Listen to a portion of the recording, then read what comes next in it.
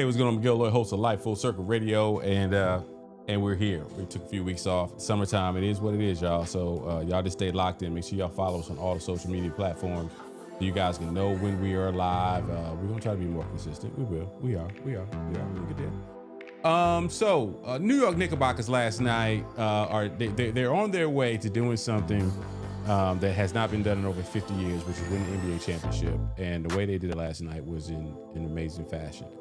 Karmelo Anthony is a young man out of Dallas area who has been convicted, and he has been convicted and been sentenced to 35 years. If you don't know the story, it's not the basketball player Karmelo Anthony, just so you know, or he's not related to Karmelo Anthony, the basketball player. But there's a situation, if you're not aware of this situation, we'll talk about it. But fisticuffs, pushing and shoving, he pulled out a pocket knife, stabbed a kid in the chest, and he was found guilty of a jury of people. I'm not gonna say of his peers, because there's more to the story. We're gonna get into that. And Kia says she has a perspective. Talk about the Knicks. Once again, another situation. Store owner in South Carolina, I believe it is. I want to say he's Asian. I think he's Vietnamese. He and his son chased the kid out past the football field length, chased him down, shot him, killed him, and he was found not guilty. Karmelo Anthony was found guilty in Texas. What was the situation? Black kid, Karmelo Anthony, going to jail. Black kid get killed by a store owner in South Carolina. The killer is found not guilty. And they always look at us like, why are you guys always talking about race? Because y'all just won't leave us staff alone and let us live, and we'll talk about that. Trump continues to blow money as we are looking at the reflecting pool in D.C., which didn't need to be spending anywhere between $2 to $3 million, as he said, up to $20 million for a sole source contract that nobody had to bid on. Somebody got paid again. Huh, what? We're gonna talk about what? We're gonna talk about what you're watching. We're gonna talk about what we want to talk about. That's what we do. Make sure you follow us on the social media platforms. We're all out there in them social media streets. Right now, we're on YouTube, we are on Twitch, we are on Facebook, and we are live and direct hanging out with y'all. Super producer.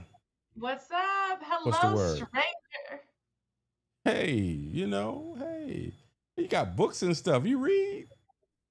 I actually do read. I'm actually trying to complete 35 books, novels this year. That is my goal to complete in Really? 2026, along Okay. with finishing my book. That would be wonderful. Not sure if that's going to happen, but reading is fundamental. Okay. So you're writing a book. See, we're making good use of our time. I am working on my AI agent. That's what I'm working on right now. Yeah. You're part of the problem. Why am I part of the problem? You're working on your AI agent to help you specifically, or like sell to others? No, it's going to be, we will be selling these AI agents to people. We will, yes. Jesus. All right, well. So that's a good way to start the show. That's a good way to start the show. Why do you have a problem with AI agents? Because AI agents are very faulty. They're good in theory, but they're good in theory, but they make a lot of mistakes that people are just not prepared for unless you're doing a lot of programming, a lot of super programming. But because what is your AI agent supposed to do? Here's the thing. I'm just, this is something that I'm getting started with it. There's some tasks that need to be, we need help with. And here's the thing. If I got employees, they're going to get stuff wrong. So, Human error is a little different. Huh? Human error is a little different. So of course it's different. Okay, that's just my opinion. But what are you trying to have it do? I'm trying to have it do as much as I can get done to make my business more efficient. There's, when it comes down to reviewing proposals, when it comes down to responding sometimes to sales inquiries, things that are going to help us grow our business. Because in this day and age, that's what the competition is doing. Everybody's using some semblance of AI, huh? So stuff that some automation can do. Yeah, pretty much. It's going to be, we'll start there, and then we'll. Here's my real thought process about it. I think the real issue is that people tried virtual assistants for a while over in the Philippines and India and Pakistan, and that didn't work out the best. It was okay if you're asking to do simple tasks, but if you needed to do complex stuff, it never worked out. So now people are like, what else can we do without hiring somebody in the US who's going to charge me $22 an hour? When clients are, every which way but loose, or just like, well, that's so expensive, because you know why? Because they're going out and using AI. And so this market is trash. Yeah. And we got to keep up. So anyway, all right, let's jump into this conversation today, and wasn't planning on talking about AI agents and getting into that with you, but it is what it is. So here's what it is. All right, so to start, make you not frozen. Okay, I see you still moving. Where you want to start? We want to start off with Karmelo Anthony. Karmelo Anthony, I want you to go ahead set that up, and then we'll get into that conversation. So, for those who don't remember, I'm actually going to look up the Wikipedia, because there's actually a Wikipedia on this trial, because I want to make sure I get the facts exactly right. So for those of you guys who don't remember, Karmelo Anthony is a young Black man who killed Austin Metcalf, a white 17-year-old student at Memorial High School. So here's what happened. So I'm going to go with the incident, and I am going to then talk about a little bit about the trial and why I think that the first-degree murder was justified. Now, do I think he deserved 35 years? Absolutely not. But I do understand like the different nuances. So the stabbing occurred at a track meet at the Memorial High School tent in David Klendell Stadium at approximately 10 a.m. on April 2nd. The altercation started when the track and field championship event was delayed due to thunderstorms and heavy downpours. Anthony, who had entered Memorial's tent, was told to move out of the tent by Hunter Metcalf, Austin's twin brother. Austin then confronted Anthony during the argument that ensued. Anthony allegedly said, "Touch me and see what happens," while reaching his hand in his backpack. According to a witness, Metcalf then grabbed Anthony to move him. Another witness in the Frisco police arrest report stated Austin and Anthony went back and forth, and then Austin stood up and pushed Anthony to get him out of the tent. In response, Anthony pulled out a black knife from the backpack and stabbed Metcalf once in the chest before running away. After being stabbed, Metcalf ran down the bleachers, grabbing his chest and telling those around him to get help. When police arrived, he was not conscious or breathing, and athletic trainers were performing chest compressions on him. Austin Metcalf was pronounced dead minutes after arriving at the hospital. According to the arresting officer, when told to keep his hand in the air, Anthony said, "I was protecting myself." The affidavit states he was emotional and crying hysterically after he was arrested. The officer communicated to others that he had Anthony in custody, to which he responded, "I'm not alleged, I did it." As he was being escorted to the police car, Anthony reportedly said, "He put his hands on me. I told him not to." While he was sitting in the back seat of the police car, he asked of Metcalf, is he going to be okay? And the officer and that was it. The officer never responded. So this went to trial, and it was a highly controversial trial, and it was a lot of witnesses, and he was convicted and sentenced to 35 years in prison for the stabbing of Metcalf. Mm-hmm. A lot of people are protesting. A lot of people are extremely angry, and I understand their anger. But we also have to look at the actual event. I think we've talked about this on the show, maybe not recently, but a little while ago, of what happened to fistfights. Why, when this altercation happened, when the other person didn't have a weapon, the other boys didn't have a weapon, they were just doing that regular stuff we did in high school, like, "Hey, you don't belong over here, go back where you belong."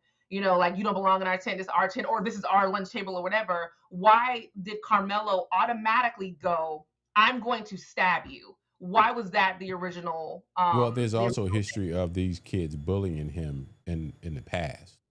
For one, I think that's something that they didn't go to the same school. So how is he bullied? It doesn't matter. If you don't have to go to the same school to be bullied by other people in your community. They knew each other. This wasn't from where though. That's the rumor. But they were both football. I think they were both athletes. So this is like they had seen each other on the Metcalf kid was a football player, if I recall this story. So and some kids played. They had multiple sports. They play multiple sports. No, these kids knew each other. Okay. And he was bullied. It wasn't as if Metcalf was by himself. It was him and I want to say his brother. I want to say he has a twin. And they were bullying Anthony. Anthony was smaller than them, right? And so we're still talking about at that time, say he's 19 now, he's 16, 17 years old. And so someone says in the trial, they said they didn't know each other. Witness said they asked him who he was.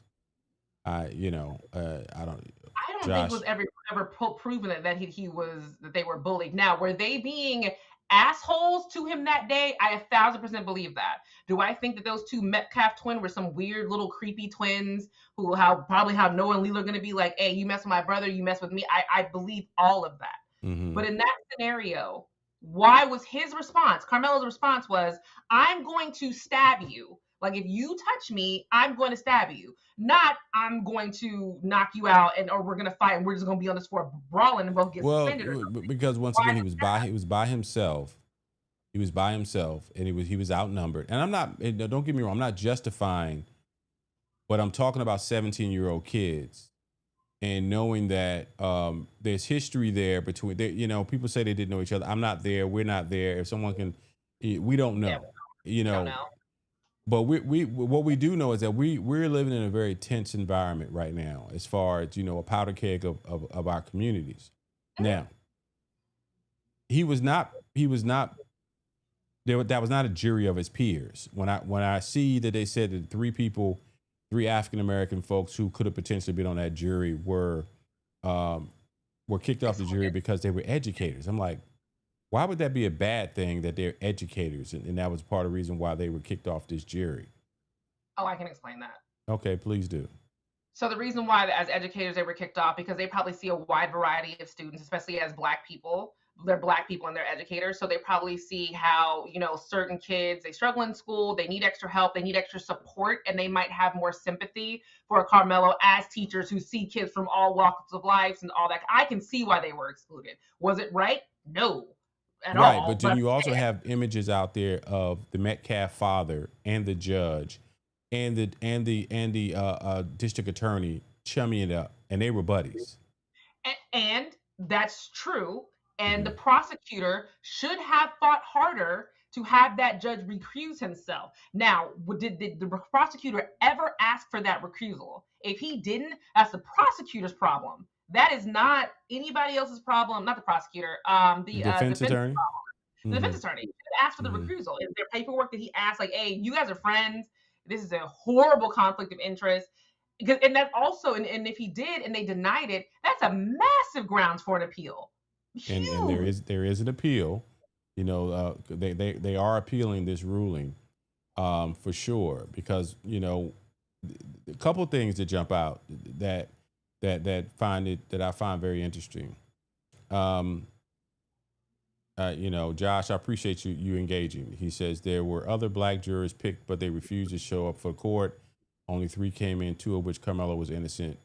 Two of which said Karmelo was innocent no matter. I don't. Say again. Go ahead, Kia. What does it mean they refuse to show up for court? What does that mean? It means that yeah, I don't know. I'm going to let Josh, and I appreciate his engagement. I can't confirm or deny what he's saying. What we do know is that we do have an issue in our community with people showing up for jury duty. That is an issue. But if you had three folks who were kicked off the jury because they were educators and they might have some sort of empathy for Karmelo, to me that's bull crap, because everybody on a jury is going to lean one way or the other potentially on who they are and what they're like. That's why you review all of this. And for Dallas, a county outside of Dallas, people always want to claim that race doesn't matter. It matters. And if you have a situation where the community is you have 0 people potentially representing the lifestyle that Karmelo Anthony and could empathize with a kid who had a 3.7 GPA, who was on his way to college, who is now his life is ruined. But go ahead. So let me tell you why race matters, because this is not the first time another teenager has stabbed another teenager at a high school over something silly. So Kason Allison, 18, stabbed Joe Ramirez during a high school fight in the bathroom, claimed self-defense, admitted to stabbing him, was guilty of criminally negligent homicide, and got sentenced to 10 years. Another boy, Alec Adamson, 17, shot David Pleasant during a confrontation, claimed he feared for his safety, charged with murder, guilty of aggravated assault, 4 years. So this has happened before. Teenagers are morons. Even look recently, even more recently than that. The young girl from the documentary The Crash. I was getting ready to bring that up. I saw that documentary, and for people who don't know, The Crash is a documentary. It was based out of Ohio, where the young lady killed her boyfriend and their friend, drove into a wall full speed, 90 plus miles per hour, did not attempt to put on the brakes, did not attempt to and managed to swerve the car so that she, as a driver, didn't get the major impact. And she got 15 years, I believe, is what I remember from the documentary. She got 13 for each person run consecutively, but it's 13 years to life. And she ain't getting out no time soon. After these 13 years are over, she's not getting out no time soon. But still, there is light at the end of the tunnel for her after 13 years. Correct. And she's, by the time that 13 years is up, she'll be in her early 30s. Yeah. And she could legitimately continue to live a life. Now, here's the difference. That is in Ohio. This case is in Texas. My understanding in Texas, manslaughter is not an option.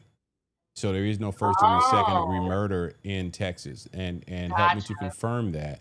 I believe that's what I've read, that is part of the issue, is that there are no degrees of it in the state of Texas. The problem I have with it is the severity of the sentencing.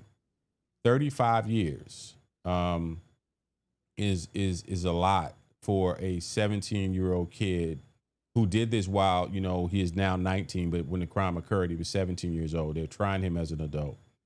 And so it just always looks bad that when it comes to these situations, like you said, you presented the situation with the young lady from this is a documentary that's on Netflix, I believe it is.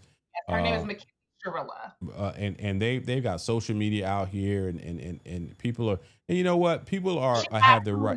Purpose, and people are not on her side. She did that on purpose. She murdered those absolutely people. Did that on purpose and murdered those kids, and so folks who are on this, but we live in a world that is always going to be people pro and against everything. It's going to be people on both sides. There's access to everything. So and I do feel bad for Karmelo. I know what I'm saying about how, and this other thing, people are confused about the first degree murder charge. There is a manslaughter in Texas, but there's a lot of loopholes I just tried to go through. It's a lot. Mm-hmm. The other thing, people are like, well, why did he get first degree murder? Because everybody thinks first degree murder and premeditation means you spend a whole day or a whole week or a whole month. That is not how they classify that. If you have even 5 minutes before you do something, the premeditation, that if someone touches me or someone harms me, I already have this weapon in my bag, I'm going to use it. They consider that first degree murder. They consider that premeditation, that you've already thought about it, and that if somebody that's not, it doesn't make it right. Yeah. But that's how they treat premeditation. Right. And all of that makes me cringe, because the kid didn't. So mind you, let's look at this. Okay, from a premeditation standpoint, first degree, right? Either they knew each other or they didn't. So did he bring the knife there? Did he bring the knife there to seek out Metcalf and say, I'm gonna find this kid because he's bullied me before, and if he touches me? And so then you had a situation where he told him, stop touching me or see what's gonna happen, right? And that's premeditation. So okay. I get the position. It sucks. I'm not saying it's right. It sucks because why didn't you just leave the kid alone, right? And that's the part that really bothers me. And is he supposed to let, he don't know. Like I said, he was smaller than these guys. These guys were football players. These guys, if they attacked him and beat him into the ground, then what, right? Go ahead. Yeah, and here's the thing that people are getting confused by. They're trying to make the people are thinking that because Karmelo is guilty, that everybody is making an angel out of the two twins. No, they're not. They were probably bullying kids. They look like two little jerks. I'm sorry. He's a teenager who's passed away, but they both look like two little jerks. I can imagine them bullying everybody outside of Karmelo in their school. You don't look like us. Our father's friends with judges and da-da-da. I can see the whole scenario of it. Mm-hmm.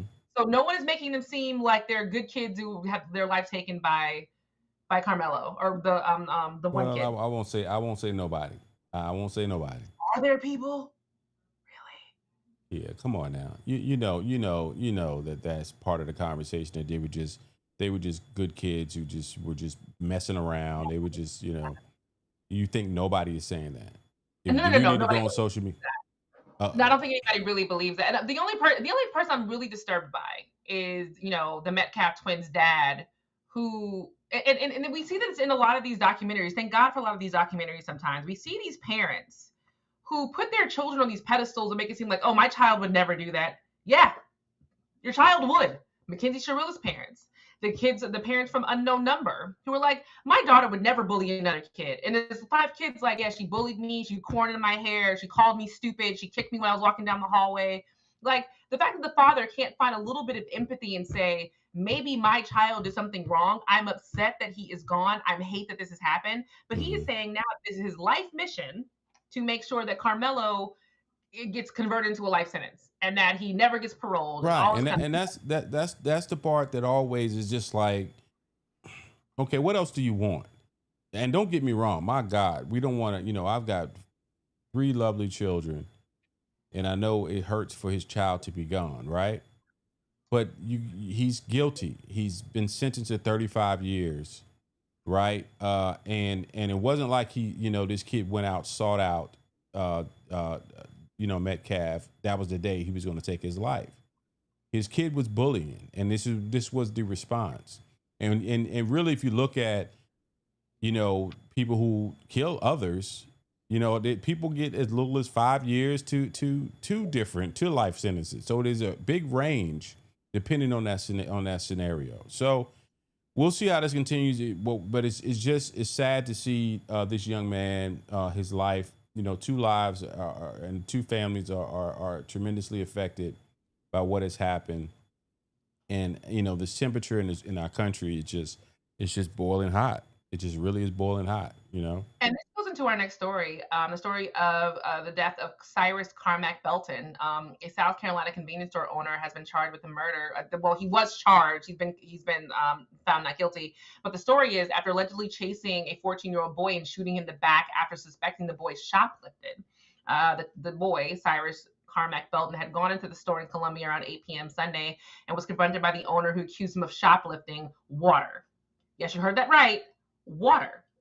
He did not shoplift anything. We have no evidence that he stole anything whatsoever, the sheriff said in the news conference Monday, adding, even if he did, that's not something you shoot anybody over, much less a 14-year-old. In his history of child, this is not the first time he has shot someone. This is not the first time he has assaulted. There's video of him beating up a girl in his shop. And I just immediately in my mind would be like, if I'm the father of that child and my child comes home and says this shop owner attacked me in his convenience store over some potato chips, my God, I'm just like and so I completely understand that. And the disturbing part of this is the sheriff's department came out and said, hey, there was no reason for him to shoot this kid. 0 reason. Not sure why he did it. We don't know. He didn't shoplift. They didn't have anything. Why did he shoot him in the back?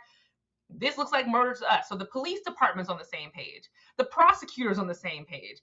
But the jury believed the defense attorney, and the defense attorney was a Black man, and he did give a good closing argument. He gave a brilliant closing argument, basically explaining that it wasn't about race. It was about Ricky Child fearing that his son could be in danger and all that blah, blah, blah. And the jury really bought it.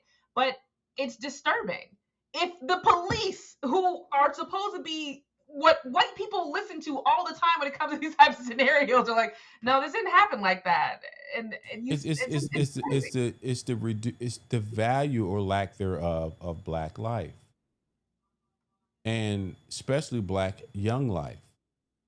And that's the part that makes us as Black people and allies get ourselves in our mind where we're just like, how do y'all expect us not to feel this way when you got a teenage boy that was shot, not shot in the store, not shot outside the store. He was chased. Yeah. Chased. And they talk about, well, a gun fell out of his pocket. If that boy was really, really willing to use that gun, you think he would have ran 100 yards away from that store? Say again? If he had a gun, why didn't anybody find it? Oh, well, supposedly that was it. What got the child found not guilty is that they did find the gun. It fell out of his pocket as he was being chased. And my thing is, all you had to do was let this kid walk away. You worrying about a bottled water. I know. And you're going to chase him down. You and your grown son are going to chase this teenager down. And so now his store, and I don't give a damn about his store. His store is destroyed. It's got graffiti all on it. you know. And then now there was a video out recently with an Asian content creator who was talking about how he wants black people to boycott Asian businesses, and like y'all don't live off of us. So that's a secondary conversation. And this is going to be a hard conversation. We do rely on a lot of these Asian businesses, specifically Black women, because they own the hair stores, they own the nail salons. They don't own the hair salons, but they own the nail salons. They own the hair salons. They don't own them all. They own the ones that here's the point. Here's my point. Cool. You don't want us to support your business? First of all, if I am in the Asian community, in Asian, it ain't like the Asian community is just a monolith. Just like black people are not a monolith. It's like white people are not a monolith. I want to see people in the Asian community say, he don't speak for us. We appreciate our black customers in our communities. But here's the thing. That's the problem. That's what I'm saying. That's the nuance of this whole situation. We all go into these nail shops. We all spend our money in these hair stores. We all go to these Chinese food places, and they don't like us. They like our money, but they don't like us. That's not. I can't let you just make a blanket statement like that, because it's funny. We have a dry cleaner. Our dry cleaner is the woman is Asian. That woman knows me and Tracy by name. Every time she sees us coming with it, she is extremely respectful. I don't need her to be my friend. I don't need her to buddy with me. I just need you to be respectful and respect my money, respect my business, and she does. Well, maybe there's a difference in the areas that you in, because I know here, when I go to Holly's Beauty Supply, Miss Holly's always nice to me, nice to the kids, gives them candy. She's great. When I go home to South St. Pete, the beauty supply store there, the way they treat me is night and day. Like, they can't wait for me to get the F out of the store. Then don't go back. That don't go on social media, make sure people know about their shitty service, and don't go back. And to find and go out of your way to find black businesses or any other type of business that is going to respect your dollar. That the biggest challenge I have with black folks is that you get in a situation where you're disrespected and you still go back.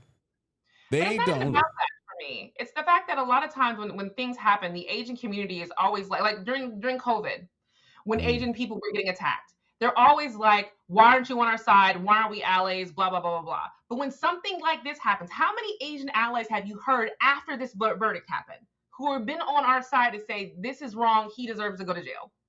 I don't know. I'm not that locked in. I'm not that locked in with it. But it's extremely dangerous to make a blanket statement based on one Asian guy coming on the internet talking shit.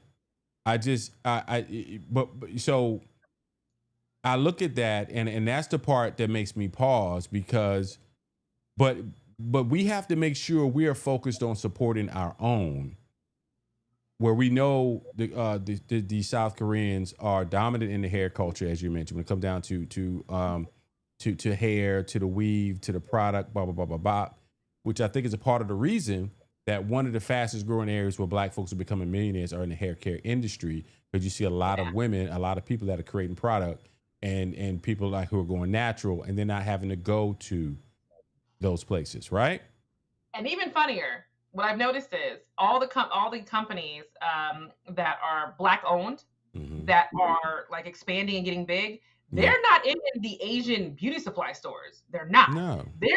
They're in Walmart, Sally's Beauty Supply, Target. I know we're not supposed to go there, online. But they're in major retailers. Right. They're not in your local beauty supply store. They're just not. Right. The only people in the local beauty supply store are the Asian-owned, based in China, black hair care products. Korea, or China, Korea, or India, and hair and all that. But that's a Titanic that we're trying to turn. Like that was intentional back in the 1970s. That the Korean community said, we're going to dominate this particular industry in the United States. That was intentional, that they did that. And so we as black folks, as we continue to get into the natural hair parts of our lives and none of that's changing. But point being, there's a lot of ways, there's a whole big story behind that, how funding goes, where how Asian folks can get loans and things to get and open up these businesses in our communities. That's a whole different conversation. There's a shopping center right here in our community that 70 to 75% of the shopping center are black-owned businesses. Of course, the nail salon is there. And here's the thing: this is something I've heard from commercial realtors. A lot of times, the leases that a nail shop will get will be less than the leases of the other neighbors that are in the same nail shop. And I mean, in the same shopping center, they'll pay less because they know that's going to drive traffic, because people are going to come constantly coming there, which of course is going to help the other businesses there. The other thing is, if someone who's agent owns the entire strip, or maybe the nail shop, they own the entire strip. We have to think like that. We have to think and say, how can we play this game better? And it's a conversation. There's a couple of people in commercial real estate I can bring into that conversation. And don't get me wrong, I'm not somebody who hates Asian people or anything like that, because I love my nail shop, my new nail shop. Shout out to them. And I love Holly. Holly's so sweet. And I have Asian friends. Just like in this scenario, when it's the same thing kind of with the Jewish community. They're very big on, we're hurting, people are bad against us and racist against us, and no one's helping us. But there's been other scenarios where, we've needed them and they haven't been there. So it's just that weird kind of dichotomy. But I want to get far away from all of this, and let's talk about something happy. My mayor is Muslim. My bagels are Jewish. My Christian is Dior. Nixon 4. Should have been Nixon 4, but it's Nixon 5. That's fine. So are you a Knicks fan now? I yes. Is that a now? So it's a now. Okay. It's a now only because you know where I live. You know who I live with. You know who I'm married to. I am married to the most New Yorker Floridian to ever exist. New York Giants all day, New York Knicks all day. Yeah, I'm always in. What's up, Rob? And yes, facts. Allyship has to work both ways. Yes. Exactly right. That's what we're talking about, and going back to the conversation about the Asian business owners. But as my brother Rob and I, we work together closely within the Black Chambers, and we know what we got to do, bruh. More Black-owned businesses need to be supported. They need to stand up. We need to stand up and continue to support ourselves. And then, hey, when they talk a bunch of crap, we're like, all right, we good. I'm gonna go over here to Shaniqua's nail salon. And I'm gonna go over there I met a sister the other day who owns a hair, she has a hair care store somewhere. And, my girls are natural. So my wife is natural. My girls have my baby, Layla, want to take her locks out. Oh, she's trying to get cute. She want to wear some long weave and be on the court. She's trying to get that. Anyway, she's 13. So I understand beautiful locks. I saw those prom photos. I saw those. What dance did she go to, her 8th grade dance? Where she had the beautiful. No, that was Michelle. Yep. That was Michelle. Michelle is going to the 8th. I mean, Layla's going to the 8th grade. Michelle is going to the 10th. But yeah, no, different conversation. But no, Knicks. So let's talk about these New York Knickerbockers. Knickerbockers. Man, I was watching this game last night, and before we get to the game last night, let's talk about the drama that was the game before. So for some reason, our orange cheese ball in chief decided that he wanted to go to the Knicks game because he was invited by the Knicks owner, Jimmy Dolan, who is a jerk. And it was a nightmare for actual Knicks fans. So because the president's going to be in attendance, the entire city of New York has to kind of change how it operates. So around Madison Square Gardens, they had to put a perimeter of basically no traffic, no activity for 5-block radius around New York. For people who don't know, not 5 regular McDonough blocks or 5 Claremont blocks. These are 5 New York blocks, which is basically 90 seconds for this NASA engineer. 4 miles around radius, 5 miles radius around the entire stadium. They shut down all the fun bodega parties. People who were coming in and had very expensive tickets had to wait in line up to 4 hours to go through security. And he gets into the arena. He's a total jinx. He is booed relentlessly. I also thought it was hilarious that he was in the building as a, sexual predator with the cast of SVU. That was not lost on me, that he was in there with Olivia and Stabler. Did you not get the joke? I got the joke. It's funny you say that because one thing I loved about the experience of watching this game was, my God, you watch a Knicks game and you look at this person, like you said, the SVU actor is there, and Spike Lee is there, and Raekwon the Chef is there, and Chris Rock is there, and you know what's the guy? Chalamet. What's his name? Chalamet. Somebody. What's the good? Timothy Chalamet. What's his name? Timothy Chalamet. Timothy Chalamet. You got all of these huge entertainment folk. Yes. That are out there just like regular fans enjoying this moment, which obviously ain't gonna happen in San Antonio because San Antonio doesn't have that type of demographic out there. And so you're right about the fans. I mean, Larry David, Ben Stiller, who else? What is his name? Who makes the movies who are kind of funny but not really? Ben Stiller. You already said Ben Stiller. You know who I'm talking about when I say his name. Crap, I just forgot all of his movies. Happy Gilmore. Oh, yeah. How did we forget his name? Adam Sandler. Adam Sandler. So everybody was in the house, and you're right. Everybody's being a diehard fan, but Trump just killed the vibe. He is a jinx. And then you had the nerve to fall asleep. We went through all of this to get your fat, overweight, swollen, wearing a suit for no reason but into this arena, and you fall asleep, bro. No. He operates like he moves like a king. And even at the same time, did you see the video? He was at a press conference and he was talking about how he loves the inflation. And then he said something about how they basically, he was talking about how they moved some 22 ships of oil. And basically, Iran didn't know that until right now in this moment. Like he's rubbing his nose in it. He is such an asshole. He's a horrible human being. That's the problem. God. He's a horrible human being who doesn't respect the office of presidency. He doesn't respect the American people. Everybody's like, look how clean all these monuments are. You guys, the monuments are always clean. They are cleaned once a month. They are. But everybody's like, oh, but look what he did. He didn't do anything different. He didn't do anything but blow a bunch of cash. He blew a bunch of money. He painted the pool blue. Like at the bottom of it's so blue now and like American color blue. It's not blue. They saw the video today and the algae, there's still algae that's there. It's DC. It's like this stuff. That's the way DC is supposed to be. And I look at this stuff and say, blue, he painted it blue. But the video that shows there's an interview CNN. I just watched it earlier today where they basically people are saying, well, it doesn't really look much different than it looked before. It's not because it's blue at the bottom, and then like all the water goes into it, and then you can't see anything. Right, It's a reflecting pool. It's not a pool for people to go swim in. That's not the purpose of it. They're going to end up throwing a bunch of coins in there like they always have, which is also probably going to make the water dirtier. It is what it is. Like, it's supposed to reflect the Washington Monument. That's what it's there for. But you blew $20 million and gave some sole source contract to somebody to do it. And why is nobody bringing this up? Would you walk up to the Mona Lisa and go, her lips seem to be bigger. Let's just fix it. That's what these monuments are not just monuments to the DC. They're pieces of art. They're artwork. They have artists who created them.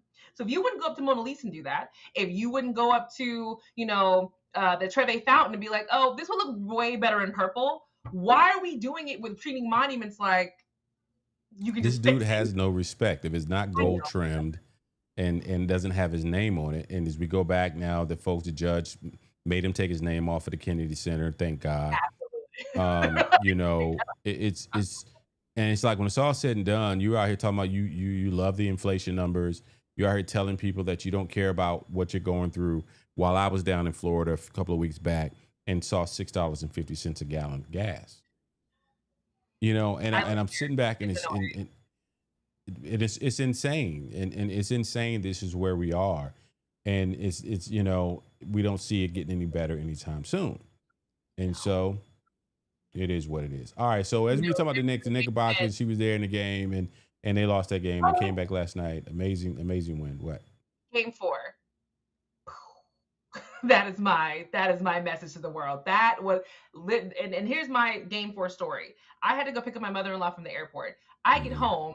Omar is apoplectic on the couch. And I'm like, why do you look like that? He barely got up to say hey to his mama. And I look at the screen and the score, they are down. I think they were down by 29 points or 26 points. 29 It was crazy. So, of course, everybody's like, I don't think it's going to work out. I think I got up one more time and they were still down. I was like, I'm just going to go to bed. It's fine. No big deal.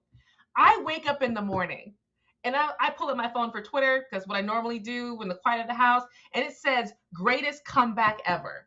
I watched every single highlight from the game and was stunned. They came back, and like that, it was a crazy game. It was the biggest comeback in NBA Finals history. Yeah. That is crazy. Yeah, so I watched the game in the first half, and San Antonio could not miss. They couldn't miss, and so that's the only thing that made me stick around, because I was like, and I've seen the Knicks come back several times this year. I'm starting to, I won't say I'm starting to not like Wemby, but I'm starting to really watch his game and watch. He's a little dirty. He's got some things. What he did to Jalen Brunson in the last game, where he just mushed his head. He pushes a lot.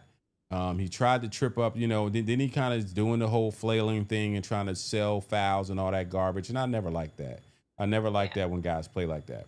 But I watched that first half, and I watched San Antonio get this huge lead based on the fact that they couldn't miss. And I've played enough basketball, coaching enough basketball, watching enough basketball all the time, that I said they're not going to keep that up. That's you can't keep that up forever. And so that's what happened. The second half, they kept taking the same shots that were going down in the first half. They weren't going down in the second half. And the Knicks just chipped away and chipped away and chipped away. And I was like, 12 points. Interesting. And then I remember me saying, they got it down to 4 points. And I'm sitting up in my chair, and I'm just like, wow. And then there was so many mistakes that were made. And there was a couple of things talking about, DeAndre. Well, they got comfortable, but they're not that much better than they're not that much better than the Knicks to get comfortable, right? But I've watched enough basketball to know I wouldn't have been surprised if they would have lost last night, because that's just basketball. Knicks go up 2 games, and that fourth game was always that pivotal game, right? Where it's kind of like, okay, you either tie it up, it goes 2-2, and we got a 7-game series, or what you have right now, which is 3-1, going home. Even if they win this next game, they still got to come back to New York and beat them in New York, which is but it could. The series is not over. But here's the thing. There's some people about to get paid, because previous to the start of the NBA Finals, the Knicks were like a major underdog. If you put money on the Knicks, you get ready to clean up, because y'all put some money on the Knicks. Omar did, absolutely. Okay, well, absolutely. He won 80. Even though, let me just, before people think we put thousands of dollars down, he put down $5 and made $82. So he put down money with the beginning of the series. I don't know what he's going to end up at the end, but for us, that's a cute little bet. That's a good bet. Imagine if you put down $1,000 and fine. You got back what? When you put in $1,000. Oh yeah, people putting out, which there are some people. This is part of their income. People putting down thousands of dollars and doing a parlay, because this is a real deal. Like, when we were growing up, this whole gambling and seeing gambling ads and parlays and all that stuff, that is a relatively new legal phenomenon within the last 5 years. Yeah. That was not something that you were able to do that. Now everywhere, ESPN got his own betting platform and bop, bop, bop, bop, and boop, boop, boop, boop. So folks about to make some money. All right. We ready for what? Yeah, you can go into it. I mean, what is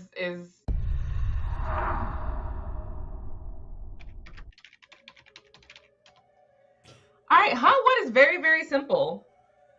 Yeah. So this is the, let me introduce you. So this is the segment of our show where we got stories that make you be like, what? Did that really happen? Yes, it really happened. All right, so what's going on with How this week today? Oh, why did my background change? Can you zoom into me closer?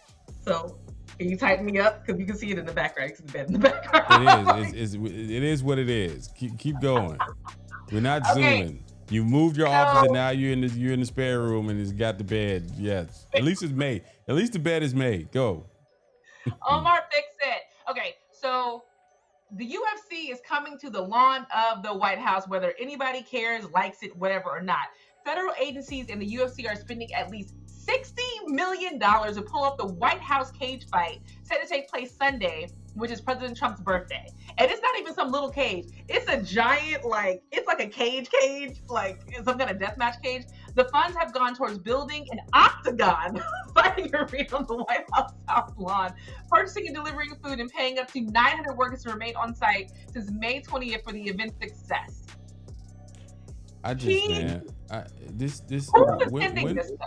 When will this crap end? And so I heard him say something about it's going to be, tons and tons of people are going to be. It's a free event, which for him nothing is free. But just being from the DMV, and I looked at this stuff. I said I can't imagine going through DC and seeing a big old cage match. It's going to be on the South Lawn. And the degradation of this office that he's done, it's crazy. It's absolutely insane. And it's not some small cage. It is literally like, can you share my screen real quick? Oh yeah. Well, I don't know. Have you shared? Or do you have it on your screen already? Oh, you have it on your screen. If you have it, I'll pull it up for you. Let me see where we at. Where are you? I don't see your camera. Share your. I don't see you. You need to share it on your side. Share it on your side. I'm gonna share it right now. There we go. Share. Okay. So this isn't some small arena. This is a whole other like casing on top of it with the American flag, which is probably digital so they can like run ads and like change it or whatever. Then it's a whole arena at the bottom. It looks like basically like a mini, Fenway Stadium. You have to walk in through the bottom. Then you I don't give it that much credit. It looks like a traveling, when you get those traveling carnivals that come in town, that's what it looks like. Looks like something we see, and they got popcorn machines and on the side. Then you have your two VIP tents. That's what these are too. These VIP tents right here for the event. And then you have this little cage tiny in the middle. This is very, very expensive. And my whole thing is, who is attending this? The answer is Republicans, privately selected by Trump. It's not going to be a whole bunch of celebrities. It's going to be the same old celebrities we always see. He wanted to have a concert for this, and everybody dropped out but Flo Rida and like one other person. And who wants to see Flo Rida? It's funny. It's Flo Rida and Akon. I always say, who? I've never seen anybody say, man, put that Akon and that Flo Rida on. But they are two of the biggest stars in the world. But when it's all said and done, look at this stuff. This is the dichotomy of everything. This tacky thing he did to the garden, Jackie Kennedy's garden, the Rose Garden. Yes. Up against this horrible thing. He turned the White House into Mar-a-Lago. A circus. And it's going to take thousands and thousands of dollars for the next president to come in and fix all this stuff and probably make an agreement with all presidents moving forward. Like, hey, this is not our house. We can't do stuff like this. I think the next president needs to make it a rule. We can't do stuff like this. No one should ever be able to do stuff like this. This is now a law that the president can't do stuff like this. Somebody's got, I don't know who's going to be the one, because Congress, he's doing all this and putting the middle finger up to Congress. They're the ones who should be able to, you want to give me a heads up when you're about to take the screen down so we don't have a black screen? Sorry. So, it's, I just, and like I said, if a Republican wins that seat, there's going to be the pressure to keep this tackiness there. You can't do anything with the whatever the ballroom is going to be. He's going to put his name on that. It'll probably be etched in stone. So there's that. Fine, have your crappy ballroom. But I feel like whatever moderate, regular, normal Republicans are going to come in, because I don't think any psycho Republican is going to win. Because the reason why, I know you always make that face and your weird eyebrows like you're the Grinch, but like they can't bring in anybody who's Trump aligned. Look how bad things are. People are noticing and caring. The only people I see that really are for what he's doing right now are podcasters and weirdo people on Twitter. Everyday people are like, no, this is a bag of BS. Like they're interviewing people all the time who was like, this is not what I voted for. I am unhappy. I am poor. You give you and your Republican friends way too much credit. Too much credit. Are so bad right now. You really think things weren't even his first presidency? Things were not this bad. They weren't. No, but it doesn't. It's either going to be not Pence. I mean, what the hell is his name? The guy that's a VP right now. No, I don't care. I know who you're talking about and don't care. But he's running. He will run. He's just simply the way Republicans and MAGA folks have voted the last 10 years. It does not matter. You can put Bugs Bunny up there. If he's got a red hat on or says that he supports the MAGA agenda, these folks are going to vote for him. And he's probably going to leave his wife. They're going to vote for J.D. Vance. They're going to vote for, I would not be surprised if the ticket will be J.D. Vance and Pete Hegseth as his VP.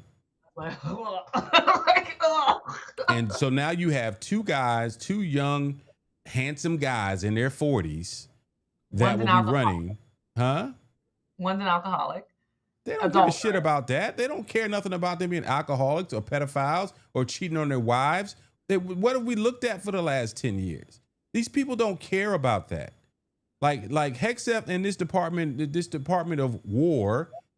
Now you're taking all types. You're not respecting anybody, any black, any women, anybody, everybody. If you're not a white male, these people are trying to minimize who we are in this world, and they're going to run for president. Period. They're going to get through. We're going to get through this next. They're going to scream. They're already screaming about how red-faced he was talking to the Meet the Press interview last weekend with Trump, and how red-faced he was. I was just like, this is insane. This guy is insane. And they're already talking about, oh, they're cheating in California. No, it's California. It's California. You're never going to win California. No, and Spencer Pratt had no plan. Because I had talking with the girls at the gym, like, he's different. I'm like, but he had no plan. Yeah, he did. I'm like, he don't need a plan. All he do is say, I'm with Trump. I'm looking at what's going on here in Georgia. We got Rick Jackson running against the other guy. Both of them, one has been endorsed by Burt Jones. One has been endorsed by Trump, and one is trying to talk about his adjacency to Trump. And so then you got the current governor that's now come out, and now he's supporting Rick Jackson, who, and it's just like, and then you got a bunch of black men running around talking about we're not voting for Keisha Lance Bottoms. I'm like, you want this guy, and these are the people that are the opponents who are definitely Trump aligned, and you weren't about telling me about how Keisha Lance Bottoms, she quit on the city of Atlanta. No, she stayed in office. She ran one term. She did not go for re-election. She went and worked for Joe Biden. And you trying to tell me she quit on the city? She ain't quit on no city. You don't want it because she's black and she's a woman. More because she's a woman that a lot of y'all are saying y'all not gonna vote for Keisha Lance Bottoms. If you're looking for something to like entertain yourself, do you have TikTok? I don't know. You're old. So I do have TikTok. I don't really use it, but I have TikTok. Okay, look up Colorado Republican candidates. I've been watching that for fun. They all suck. And the moderator of the last debate was like, "I've caught you in 15 lies." They're like, "But did I lie?" Like, it's hilarious. This is where we are. And these are GOP candidates. All the GOP candidates they're putting up right now are garbage. So let's go into our last segment because I'm fading out here. What are you watching? Because there's nothing on TV right now. No, I'm going to tell you what I just watched. I watched the Earth, Wind, and Fire documentary on HBO. Oh, how was that? Absolutely amazing. Absolutely amazing. Questlove directed it. It was executive produced by members of the band. Learned a lot. I always talk about my Earth, Wind, and Fire in my mind. It always reminds me of my parents because that's their age of music, right? And then I learned a lot about the 70s EWF. I learned a lot about the three iterations of Earth, Wind, and Fire and why it sounds so different. Why all of their greatest music is from the 70s. By the time they got into the 80s, it was really they're trying to stay relevant and whatever. But it was amazing. I watched that. We just got finished watching Nemesis, which is on. Are you watching? I see you watching it. Or why do I see? I will not watch it. I can't get over the fact that the guy from Abbott Elementary, who's like the goofy hot guy, is now like supposed to be the villain in that. It's a little weird. So I can't get into it. That's why. That's where I knew him from. Okay, I was like, why do I know this guy? He was like the computer guy or something on Abbott. Okay, that's why I know that guy. Yeah. Here's the weirdest thing to me about, and this is just my eye as someone who produces content. Too much of it was shot in the daytime for me. And here's why. And because you're gonna watch it, huh? I will watch it. I will one day. You'll watch it, but you know, it's a criminal. It's a whole criminal enterprise thing. It's cops versus robbers. Basically, it's a cops and robbers show, basically. Mm-hmm. But it's filmed in L.A. And so many of the crimes are done in the middle of the day. Like you're having shootouts in the middle of the day, but nobody can find you. Oh, that's not realistic at all, no, is it? And I'm sitting there, I don't know what that's just from a creative standpoint. I look at this thing and I'm just like, I don't know, but it was, you know, it's entertaining. It's entertaining enough. So Nemesis, we just watched that. And I think that's it. And of course, NBA Finals. We're watching basketball. What are you watching?